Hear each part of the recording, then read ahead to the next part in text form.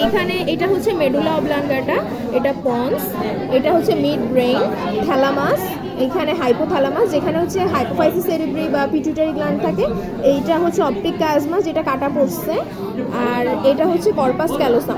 Corpus ক্যালোসামে এই পার্টটা হচ্ছে রোস্ট্রাম, এই অংশটা হচ্ছে জেনু কার্ভড অংশটা, আর তারপরে হচ্ছে বডি, আর এটা হচ্ছে স্প্লিনিয়াম।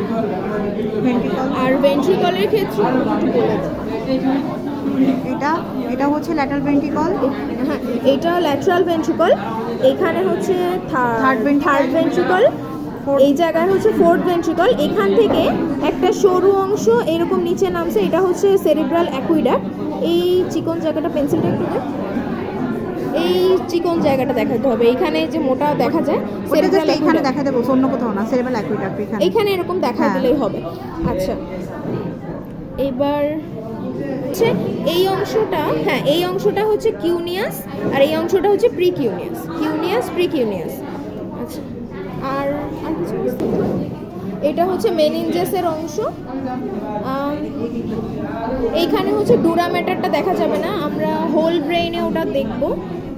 ডুরা ম্যাটারটা দেখা যাবে না, পায়া ম্যাটারটা হচ্ছে একটু গ্লিসেনিং থাকে বা চিকচিক করে, এখানে ভালো বোঝা যাবে না আসলটাই। আচ্ছা, আর এখানে